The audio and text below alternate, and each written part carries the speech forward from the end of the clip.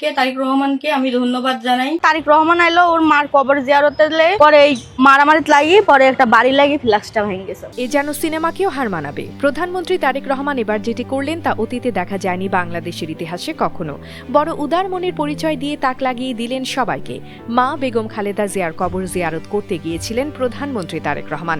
সেখানে নেতাকর্মীদের ধাক্কাধাক্কির মাঝে পড়ে এক অসহায় চা বিক্রেতা মহিলার কেটলি হাত থেকে পড়ে ভেঙে যায়।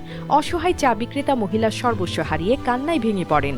সামাজিক যোগাযোগ মাধ্যমে ভিডিওটি ভাইরাল হলে নজরে পড়ে প্রধানমন্ত্রী তারেক রহমানের। আর সেই ভিডিও দেখে সাথে সাথে খোঁজ নেন মহিলাটির এবং দলীয় কর্মীদের মাধ্যমে নগদ অর্থ এবং সহযোগিতা পৌঁছে দেন তিনি। হ্যাঁ দর্শক, সাজানো কোনো স্ক্রিপ্টের নাটক নয়। আমাদের প্রধানমন্ত্রী জনাব তারেক রহমান সম্প্রতি এমন এক উদার মনের পরিচয় দিয়ে রীতিমতো আলোচনা সৃষ্টি করেন সোশ্যাল মিডিয়ায়। জানা যায় সংসদীয় এলাকা ও জিয়া উদ্যানের আশেপাশে প্রতিদিন চা বিক্রি করতেন শারমিন আক্তার। সেই উপার্জিত টাকা দিয়ে এক ছেলে সহ নিজের সংসার চালাতেন তিনি। অল্প পুঁজির ব্যবসায় কোনো মতে দিন কাটত তার। কিন্তু হঠাৎ করে একদিন এলোমেলো হয়ে যায় সব। প্রধানমন্ত্রীর শপথ নিয়ে বাবা মার কবর জিয়ারত করতে গিয়েছিলেন তারেক রহমান। সেদিনই নেতাকর্মীদের ভিড়ের মাঝে পড়ে ধাক্কা লেগে চায়ের কেটলি ভেঙে যায় শারমিন আক্তারের।